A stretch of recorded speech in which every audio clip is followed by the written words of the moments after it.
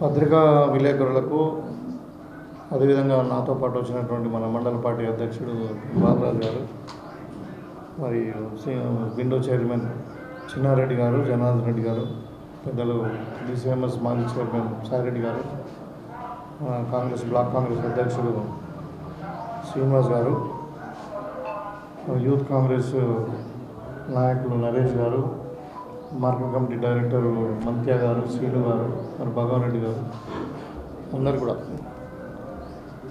పేరు పేరున నమస్కారం తెలియజేస్తూ, ముఖ్యంగా ఇలా రెండు అంశాలు. ఈ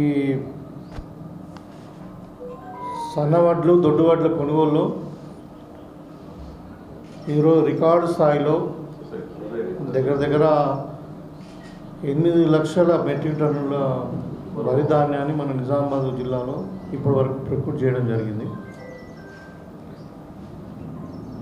ఇంకా అధికారుల అంచనా ప్రకారము ఇంకొక 1,00,000 మెట్రిక్ టన్నులు ఇంకా ప్రొక్యూర్ చేసేది అక్కడక్కడ, అంటే కొంచెం లారీలలో ఉన్నాయి, ఇంకా కొన్ని కొంచెం లేట్ వచ్చింది క్రాప్. ఇప్పుడు మనకి ఎస్పెషల్లీ చిక్కరణపల్లి బాల్కొండ ఏరియాలో మన దగ్గర 95% అయిపోయింది. ఒక జగన్పల్లి మండలంలో కొద్దిగా ఉంది,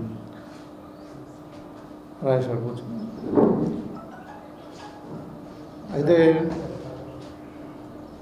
పోయిన వానాకాలం 1,55,00,000 మెట్రిక్ టన్నుల ధాన్యం మన తెలంగాణలో, ఇప్పుడు 1,30,00,000.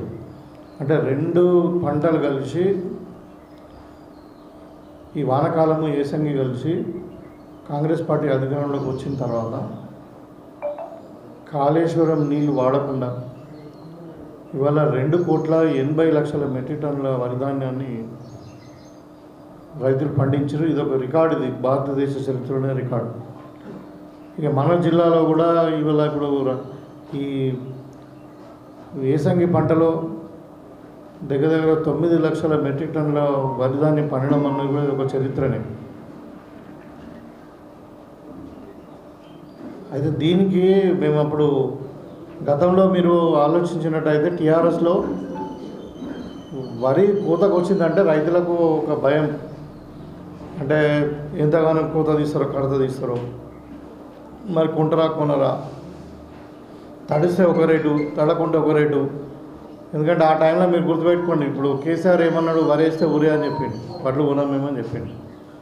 తర్వాత కాంగ్రెస్ పార్టీ తెచ్చిన రైతులతో కలిసి తెచ్చిన ఒత్తిడి వల్ల కొంటామని చెప్పారు. కానీ అంటే 10 ఒక్కొక్క క్వింటాలకు 10 కిలోల చొప్పున కట్ చేసి ఒక్కొక్క రైతుకు 25-30 వేల రూపాయలు నష్టం చేసారు. అలా డబ్బులు కూడా మీరు చూస్తే ఒక మే ఎండింగ్ వరకు రండి చూడండి, May ending June 1st week వరకు కూడా వడ్లు కొనుగోలు చేశారు. తర్వాత పైసలు అయితే 2 నెలల దాకా రాలేదు. మీరు స్ట్రాటజీస్ చూడొచ్చు. ఇవాళ కాంగ్రెస్ పార్టీ అధికారంలోకి వచ్చిన తర్వాత ఎన్నడూ చరిత్రలో లేనటువంటి పంట పండినప్పటికీ మరి వాళ్ళు ఎక్కడ కూడా కొరత లేదు. అంటే నీకు లేబర్ కొరత లేకుండే, గిన్ని బ్యాగ్స్ కొరత లేకుండే, లారీల కొరత లేకుండే, డౌన్లోడింగ్ కొరత లేకుండే. ఇలా మరి రైతులకు కూడా ఎక్కడ కూడా ఒక కొరత లేకుండా 100% వడ్లకు మొత్తం కూడా ఇలా వారం రోజుల్లోనే పేమెంట్ కూడా జరుగుతూ ఉంది.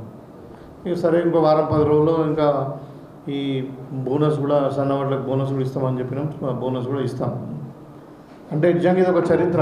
కాంగ్రెస్ పార్టీ ప్రజాపాలనలో రైతును రాజు చేయడం అంటే, మరి ఇవాళ రైతులు ఏ విధంగా పంట పండించారంటే ఒక్కొక్క ఎకరానికి దగ్గర 30-35 క్వింటాలు పంట పండింది. సో మీరు 500 రూపాయలు అంటే లెక్క పెట్టుకోండి, ఎకరానికి 15,000 రూపాయలు. సో 2 పంటలకి 30,000 రూపాయలు లాభం వచ్చింది రైతు, అడిషనల్ లాభం. అంటే ఇది రైతును రాజు చేయడం అంటే ఇవాళ మాటల్లో కాదు, ఇలా మేము ప్రొక్యూర్మెంట్ చేసి చూపించినాం. దీనికి ముఖ్యంగా నేను రెవెన్యూ అధికారులను, మరి మన సివిల్ సప్లై అధికారులను, కోఆపరేటివ్ సెక్టర్కి సంబంధించిన అధికారులను, మరి పోలీస్ డిపార్ట్మెంట్ అందరూ కూడా నేను ప్రశంసిస్తూ ఉన్నాను. నిజంగానే వాళ్ళందరూ కూడా ఒక సమిష్టిగా, ఈ 4 డిపార్ట్మెంట్లు సమిష్టిగా పనిచేసి మరి వాళ్ళ రైతులకు ఏం ఇబ్బంది కాకుండా చేన్లకే పోయి వడ్లు కొని మరి వాళ్ళకు కడత లేకుండా కొని మరి ఇవాళ రైతుకు అకౌంట్లలో డబ్బులు వేసేటువంటి సందర్భం. అదేవిధంగా ఇందిరమ్మ ఇల్లు గతంలో మీకు అందరూ కూడా తెలుసు, 10 ఏళ్లలో డబుల్ బెడ్రూమ్ ఇల్లు అన్నారు. మరి ఎక్కడ కట్టిన దాఖలాలు లేవు. ఇప్పుడు దర్పల్లిలో ఒక 40 ఇళ్ళు కట్టినట్టున్నారు.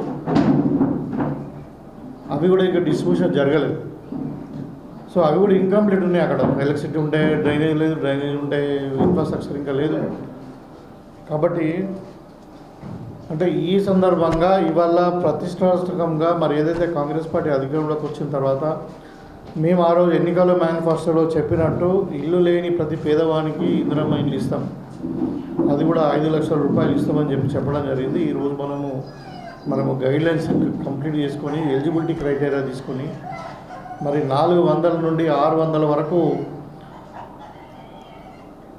400లకు తగ్గకుండా 600లకు మించకుండా అంటే ఎస్ఎఫ్టీతోని ఇల్లు కట్టుకోవచ్చు అని చెప్పి ఇలా మనము ఇల్లు లేని నిరుపేదలందరూ కూడా ఇల్లు శాంక్షన్ చేసాం. అయితే ఇవాళ మన కాన్స్టిట్యున్సీకి ఇవాళ డేటా ఇవాళటి వరకు ఆల్రెడీ 3200 ఇండ్లు శాంక్షన్ అయినాయి. ఇంకా మనకు 6 డివిజన్లు ఉన్నాయి. ఫోన్ బంద్ చేయండి ఎవరు. 6 డివిజన్లు కాకనే మనకు 7 మండలాలకే 3200 ఇండ్లు మనకి ఇలా ఆల్రెడీ శాంక్షన్ చేసుకుని మనం ప్రొసీడింగ్ కూడా ఇచ్చుకున్నాం. ఇప్పుడు మీకు అన్ని గ్రామాలలో ముగ్గు కూడా పోసుకుంటున్నారు. సో ఇంకా చాలా ఇప్పుడు ఎంక్వైరీ జరుగుతూ ఉన్నాయి. మన దగ్గర డిమాండ్ ఎక్కువ ఉంది. మనకు శాంక్షన్ అయిన 3500 అయినప్పటికీ ఇవాళ 3300, 200 చెప్తున్నా, 2299 అయినట్టున్నాయి. 300 రాసుకోండి. ఇంకా 6 డివిజన్లలో కూడా ఒక్కొక్క డివిజన్లో మనం 100 ఇండ్లు ఇచ్చినాం అంటే ఒక 600 అయితే ప్లస్ ఇంకొక దగ్గర 1000 ఇండ్ల దాకా మనకి ఇప్పుడు ఎంక్వైరీ నడుస్తూ ఉంది. సో ఇవాళ దగ్గర 4500 ఇండ్లలో ఇవాళ ఇందిరమ్మ ఇండ్లు స్టార్ట్ కాబోతూ ఉన్నాయి త్వరలోనే మన రూరల్లో. గతంలో వాళ్ళు 10 ఏళ్లలో ఒక 50 ఇండ్లు కూడా కట్టలేదు. ఇప్పుడు ఎగ్జాంపుల్ చెప్తామని, ఇప్పుడు మనకి ఇందలవాయిలో కూడా అదే పరిస్థితి. ఇందలవాయి గ్రామంలో ఒక 25 కట్టిరు. ఆడ కూడా డ్రైన్ లేదు, వాటర్ లేదు, నీళ్ళు లేవు. ఆ ఇచ్చిన వాళ్ళు సెలవు ఆక్యుపై చేసుకున్నారు. వాళ్ళు ఇస్తారు ఇవ్వాలి, ఈ దరిద్రులని ఆక్యుపై చేసుకుంటే వాళ్ళకి సర్టిఫికేట్ కూడా ఇవ్వాలి. అంటే టైటిల్ లేదు పాపం. ఇప్పుడు వాళ్ళు ఉంటున్నారు కానీ వాళ్ళకు గవర్నమెంట్ నుండి వాళ్ళకు హక్కుపత్రాలు ఇవ్వాలి. అంటే ఈ విధంగా అంత మోసం చేస్తే ఇవాళ ఇందిరమ్మ ఇల్లు మనం శాంక్షన్ చేసుకున్నాం. ఇందిరమ్మ ఇళ్లలో మీకు ముఖ్యంగా ఇప్పుడు ఫేజ్ 1 ఇది. ఫేజ్ 1లో ఎవరికైతే జాగా ఉండి ఇల్లు కట్టుకునేటోళ్ళు రెడీ ఉన్నారో వాళ్ళకి ఇస్తాము. ఫేజ్ 2లో చాలామంది, కొంతమంది ఏం చేశారు, పునాదుల వరకు కట్టుకున్నారు. కొంతమందికి జాగలేదు, ఇల్లు కట్టుకున్నట్టు జాగలేదు. సో వాళ్ళందరూ కూడా ఫేజ్ 2లో వాళ్ళకు జాగా ఇవ్వడానికి మళ్ళా ఒక అసైన్మెంట్ కమిటీని నిర్ణయించి ఆ అసైన్మెంట్ కమిటీ ద్వారా 75 గజాల జాగా ప్రతి పేదవానికి ఇచ్చి ఆ 75 గజాల జాగాతో పాటు ఇందిరమ్మ ఇల్లు కూడా శాంక్షన్ చేస్తారు.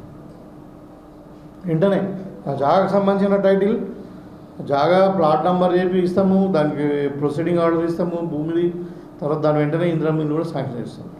అది కాకుండా ఇప్పుడు ఆల్రెడీ అక్కడక్కడ కొన్ని ఇక్కడ కొంచెం గోడలు కట్టిరు, సిమెంట్ ఏదో ప్లాస్టింగ్ చేసారు, కానీ చాలా జాగాలు ఏమున్నాయి, పునాదులు తవ్విరు, కొంచెం అలా స్లాబ్లు వేసారు, ఇట్లా రకరకాలు ఉన్నాయి ఇందిరమ్మ ఇల్లు కొన్ని ఊళ్ళలో. అవన్నీ కూడా ఇప్పుడు ఎవరికైతే ప్లాట్లు లేవో వాళ్ళందరూ కూడా అలర్ట్ చేయబోతున్నాం. ప్లాట్లు లేని వాళ్ళకు, ఇండ్లు కట్టుకునే వాళ్ళకు ఆ ఇందిరమ్మ ఇండ్లు, ఇన్కంప్లీట్ ఉన్న ఇందిరమ్మ ఇండ్లు అన్నీ కూడా మేము అలర్ట్ చేస్తాం. ఆ ఏ స్టేజ్లో ఉంటే ఆ స్టేజ్ వరకు లెక్క కట్టి, ఇప్పుడు ప్రభుత్వం ఇచ్చేది 5 లక్షలు, సపోజ్ స్లాబ్ వరకు ఇచ్చారు అనుకో 1 లక్ష 2 లక్షలు కట్ చేస్తారు. సపోజ్ పునాదుల వరకు ఉండే అనుకో 1 లక్ష కట్ చేసి వాళ్ళని అలా కాంట్రాక్టర్ని ఎగ్జిట్ చేస్తారు. కాంట్రాక్టర్కి ఇవ్వరు ఇక్కడ డబ్బులు, ఓన్లీ లబ్ధిదారులను ఐడెంటిఫై చేస్తాం. మనం లబ్ధిదారులకు అలర్ట్ చేసిన తర్వాత వాళ్ళకి బ్యాలెన్స్ అమౌంట్ వాళ్ళకి కట్టుకోమని మనం ఇస్తాం. ఇక వాళ్ళు కట్టుకుంటారా, మేస్త్రి పెట్టుకుంటారా, లేకుంటే కాంట్రాక్టర్తో కట్టించుకుంటారా అన్నది, కానీ కాంట్రాక్టర్ వ్యవస్థ అనేది ఇందిరమ్మ ఇళ్లలో లేదు. కాబట్టి వాళ్ళకు సెకండ్ ఫేజ్లో అందరు కూడా జాగలేని వాళ్ళందరికీ ఇందిరమ్మ ఇల్లు అలాట్ చేస్తాం.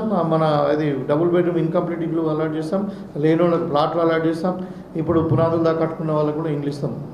ఇది అందుకనే నేను ఇలా పేదలకు ఒక భరోసా, అదొక కళ ఉండే ఇందిరమ్మ అంటే ఇల్లు లేని వారికి ఇల్లు అనేది ఒక కళ. మరి వాళ్ళ కళ నిజంగా పోతుంది. కాంగ్రెస్ పార్టీ వచ్చి ఇలా కరెక్ట్ 1.5 సంవత్సరం అయిందండి. డిసెంబర్లో వచ్చినాం మనం. ఇవాళ మనం మేలో ఉన్నాం. సంవత్సరంన్నర కాలంలోనే ఒక నియోజకవర్గంలో ఇలా మేము దగ్గర దగ్గర 4500 ఇండ్లు మేము కట్టి చూపిస్తున్నాము. చెప్పడం కాదు. సో నాకు పూర్తి విశ్వాసం ఉంది, రాబోయే ఇంకా 2-3 ఏళ్లలో 3.5 సంవత్సరాలు ఇంకా ఈ ప్రభుత్వం ఉంటుంది. 3.5 సంవత్సరాల వరకు మళ్ళీ ఎన్నికల వరకు నియోజకవర్గంలో ఎంతమంది ఉండని మొత్తం 100% అంటే ఇండ్లు లేని వారు ఉండకూడదు అన్నదే ప్రభుత్వం యొక్క భావన. అది ఖచ్చితంగా ఆ టార్గెట్ రీచ్ అవుతామని చెప్పి నేను భావిస్తాను. ఇక చాలామంది మొన్న ప్రశాంత్ రెడ్డి ఇంకోడో మాట్లాడుతూ ఉండే, కాంగ్రెస్ వాళ్ళు డబ్బులు తీసుకుంటున్నారు అని. ఇప్పుడు వాళ్ళు చేసిన చరిత్ర వాళ్ళకు గుర్తు చేస్తే తలుచుకున్నాను. మరి అంటే వాళ్ళు ఇందిరమ్మ ఇండ్లుగా మన డబుల్ బెడ్రూమ్ ఇండ్లు ఎట్లా ఇవ్వలేదు. ఇవాళ ఇక్కడ అంటే నాకు పాల్గొండ సంగతి తెలియదు కానీ నిజామాబాద్ రూరల్ అయితే అందరూ ఇంటి చుట్టూ తిరుగుతున్నారు పాత పైసలు ఇవ్వని. ఆ ఎమ్మెల్యే కొడుకు ఎంబడి తిరుగుతున్నారు. నేను అన్నాను గలవాటి కొట్టు అని పైసలు వసూలు అని దొంగ గరీబుల దగ్గర పైసలు తీసుకున్నాడు. ఒక్కొక్క ఇల్లుకు ₹1,00,000 వసూలు చేశారు. అయినా వీళ్ళ వాళ్ళు మాట్లాడుతున్నారు. కట్టింది లేదు మళ్ళా. ఇలా మా పైసలు మేము అదే దళిత బంధు కూడా అంతే చేసారు. దళిత బంధులో కూడా పైసలు తీసుకుంటే మేము అది దళిత బంధు స్కీమ్ బంద్ అయింది, గృహలక్ష్మి స్కీమ్ బంద్ అయింది, బీసీ బంద్ లేదు, ఎస్సీ బంద్ లేదు, ఎస్టీ బంద్ లేదు. ఆ బంద్ అయిపోయిన వీటికి కూడా పైసలు ఇస్తే మీరు గల్లబట్టి వసూలు చేసుకోమని చెప్పినాం ఆ రోజే. ఇక మరి వాళ్ళు పాపం ఏడు దొరుకుతున్నాడో వాళ్ళు ఎప్పుడో అడుగుతున్నారో లేదో తెలుసలేదు కానీ అంటే అంత దుర్మార్గమైన ఆలోచనతో వాళ్ళు పనిచేసారు. ఇవాళ మేము ఎక్కడ ₹1 తీసుకునే అవసరం లేదు, తీసుకోలేదు ఎవరు కూడా. నేను ఇంకా మీకు పత్రికాముఖం కూడా చెప్తున్నా కదా, ఇందిరమ్మ ఇండ్లల్లో ఎవరైనా వాళ్ళు సెక్రటరీ కానీ ఎంపీడీఓ కానీ ఇంకెవరైనా కానీ మా కాంగ్రెస్ నాయకులు కానీ ఇందిరమ్మ కమిటీ వాళ్ళు కానీ ఎవరైనా డబ్బులు అడితే నాకు డైరెక్ట్ ఫోన్ చేయండి. వాళ్ళ మీద సీరియస్ యాక్షన్ ఉంటాయి చెప్తున్నాను. ఇవాళ జీరో కరప్షన్తో పేదవాని కళను నిజం చేస్తున్నాం. మేము ఇలా ఇందిరమ్మ ఇండ్లు ఇస్తున్నాం. ఇలా రైతును రాజు చేయడానికి మనము మొత్తం కర్త లేకుండా వడ్లు కొని ₹500 బోనస్ ఇస్తున్నాం. ఇలా సన్న బియ్యం ఇస్తున్నాం. ఇలా రేషన్ కార్డులు లేని వాళ్ళందరూ కూడా రేషన్ కార్డులు ఇస్తున్నాం. ఇవాళ ఈ విధంగా నిజంగా అంటే ఇప్పుడు ఇందిరమ్మ రాజ్యం ప్రజాపాలన ఇలా వెలువరిస్తూ ఉన్నది. ప్రజలందరూ ఆనందంగా ఉన్నారు. వాళ్ళు మాట్లాడుతుండ్రు వీళ్ళు ఇందిరమ్మ ఇళ్ళలో డబ్బులు తీసుకుంటున్నారు ఇంకేదా అని. అవంతా అది పూర్తిగా అవాస్తవం. వాళ్ళు పాత భ్రమంలో ఉన్నారు. వాళ్ళలాగానే అందరూ ఉంటారని వాళ్ళు అనుకుంటున్నారు. ఆ కేసీఆర్ ఫ్యామిలీ లాగానో టీఆర్ఎస్ లాగానో ఎవరు ఉండరు. ఇవాళ వాళ్ళది ఏమవుతుంది, ఇవాళ కేసీఆర్ ఫ్యామిలీ చిల్లంజిత్తులు అయిపోయి హరీష్ రావు టీడీపీలో పోతుండని న్యూస్ వస్తున్నాయి. ఇక కవితనైతే ఏదో పాస్పోర్ట్ తీసుకొని పర్మిషన్ తీమి ఇలా అమెరికా పోయింది. ఈయన కేటీఆర్ ఏమో లండన్ పోతుండని తెలుస్తుంది. ఆడ ఆధిపత్య పోరు జరుగుతున్నాయి. ముసలాయన ఎప్పుడు పోతాడు, నేను ఎప్పుడు ఈమె సపరేట్ పార్టీ పెడతాడంట కవిత. ఇక హరీష్ రావు అంటున్నాడు నాకేం అవసరం లేదు కేటీఆర్కి ఇచ్చేయండి అని ఆయన అంటున్నాడు. అలా అంటే ఒక కుటుంబంలో ఒక చిల్లని చిదురైపోయి ఒక నాయకత్వ లోపం కనబడి ఇలా మూతపడే పరిస్థితికి వచ్చింది. ఇక వేరే వాళ్ళతో లీగల్ ఇప్పిస్తున్నాడు. కాంగ్రెస్లో కలుద్దామా బీజేపీలో కలుద్దామా ఓడి వెళ్తాడని కలపడానికి. అంటే అలాంటి దుస్థితిలో ఇలా టీఆర్ఎస్ పార్టీ ఉంది. అది మనగడ సాగదు. అది మూతపడే పార్టీ టీఆర్ఎస్ అనేది ప్రజలు మర్చిపోయారు. ఇంకా వాళ్ళు కాంగ్రెస్ మీద మాట్లాడడం అనేది దయాలు వేదాలు వాదించినట్టు ఉంటుంది. కాంగ్రెస్ ఏ స్కీమ్ అయినా ఇవాళ అప్పుల పాలైన తెలంగాణని ఇలా పునర్నిర్మాణం జరుగుతూ ఉంది వాళ్ళు చేసిన అప్పుల వల్ల.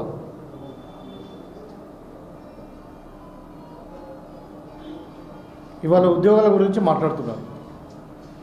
మొన్న హరీష్ రావు కేటీఆర్ ఇద్దరు కలిసి పాత ఇంతకుముందున్న ఉద్యోగ సంఘాల గురించి పిలిచి మీకు ఏం సమస్యలు ఉన్నాయి మేము మీ తరఫున కొట్లాడతామని చెప్పి మాట్లాడుతూ ఉంటారు. ఇవాళ ఉద్యోగులకు రావాల్సిన డిఏలు కానీ, ఇవాళ ఉద్యోగులకు రావాల్సిన పిఆర్సీ కానీ, ఇవాళ ఉద్యోగులకు కావాల్సిన రిటైర్మెంట్ బెనిఫిట్స్ కానీ, ఇవాళ ఉద్యోగులకు రావాల్సిన ప్రమోషన్స్ సంబంధించిన బెనిఫిట్స్ కానీ, లేకుంటే పెన్షన్స్ కానీ, ఇవన్నీ కూడా ఏదైతే ప్రాబ్లమ్స్ ఉన్నాయో దానికి అన్నిటికీ మూల కారణం ఎవరు? గత 10 సంవత్సరాలు పరిపాలించినటువంటి టీఆర్ఎస్ వాళ్ళే. వాళ్ళు అప్పుడు 10 ఏళ్ళు ఒక డిఏ ఇవ్వలేదు. రిటైర్మెంట్ ఉద్యోగులకు వాళ్ళకు రిటైర్మెంట్ బెనిఫిట్స్ ఇవ్వలేదు. నాకు తెలిసిన లెక్క ప్రకారం దగ్గర 8,000 కోట్ల రూపాయలు డ్యూస్ పెట్టిపోయారు. ఇప్పుడు వాళ్ళు మాట్లాడుతున్నారు ఉద్యోగాలు మేము కాపాడుతాం, మీరు కాంగ్రెస్ మీద కొట్లాడుర్రి, అల్టిమేటం ఇయ్యి అంటే రెచ్చగొట్టే వాక్యాలు తప్పితే ఇప్పుడు నీకు అధికారంలో ఎవరు చేయగలుగుతాను నేను.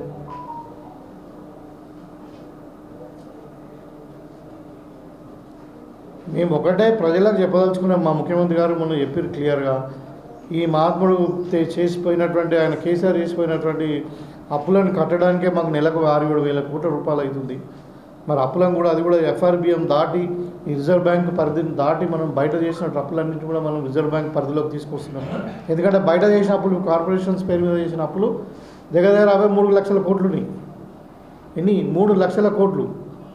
ఇప్పుడు కాళేశ్వరం డెవలప్మెంట్ ప్రాజెక్ట్ అని ఒకటి, పవర్ జనరేషన్ ప్రాజెక్ట్ అని ఇంకేదో ఇంకా అన్నింటిలో ఒక కార్పొరేషన్స్ పెట్టుకున్నారు. పవర్ ఫైనాన్స్ కార్పొరేషన్ అని అది పెట్టి అవి బయట తెచ్చిన రోడ్డు అట్లా తాకడ పెట్టి దాన్ని వైద్య పెట్టేసి 12% బ్యాంకులోకి తెచ్చి, అంటే 12% ఏమంటుంది దాని వడ్డీ. జనరల్గా ఆర్బీఐకు లోబడి, అంటే ఎఫ్ఆర్బిఎంకు లోబడి రిజర్వ్ బ్యాంక్ అప్రూవ్డ్ మనం లోన్ తెచ్చుకుంటేనేమో అది 5% ఉంటుంది. 5% ఎక్కడ, 12% ఎక్కడ. దాన్ని ఇప్పుడు మనం ఏం చేస్తున్నాము, మన పెరిగిన ఎవ్రీ ఇయర్ గ్రోత్ పెరుగుతూ ఉంటుంది కదా. మన స్టేట్ యొక్క జిఎస్డిపి పెరుగుతుంది. ఆ జిఎస్డిపి పెరిగిన దాంట్లో మనకు ఎఫ్ఆర్బిఎం కూడా పెరుగుతుంది. దాని ఈ లోన్స్ అని దాంట్లో కన్వర్ట్ చేస్తున్నాం ఇప్పుడు మనం. అట్లా మనకు అంటే ఖర్చు తగ్గుతుంది, ఇంట్రెస్ట్ రేట్ తగ్గించుకోవడానికి.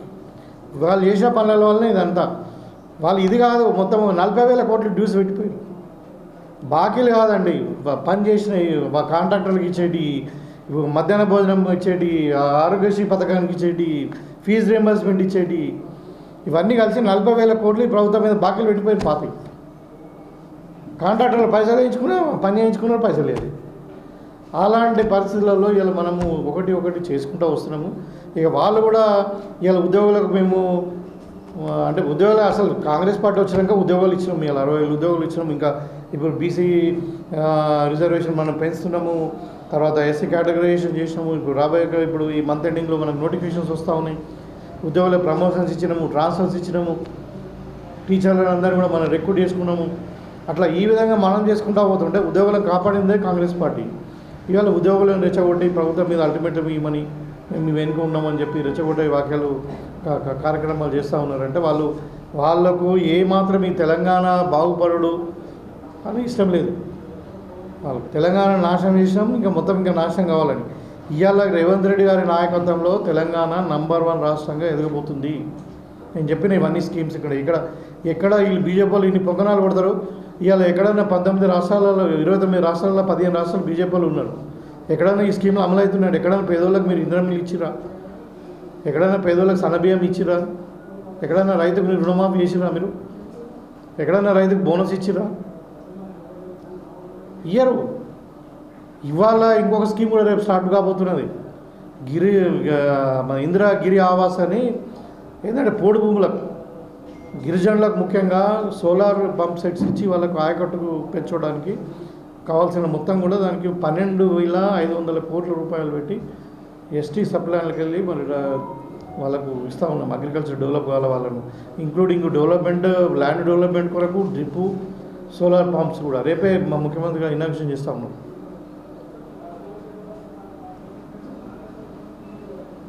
అంటే ఇవాళ ఎస్సీ కేటగరైజేషన్ జేసీఎంలో ఇక్కడ జరగలేదు. బీసీ రిజర్వేషన్ ఇలా ఇక్కడ మన గవర్నర్ గారు ఆమోదించి కేంద్రం పంపిస్తే ఇంకా దాన్ని యాక్సెప్ట్ చేస్తలేరు.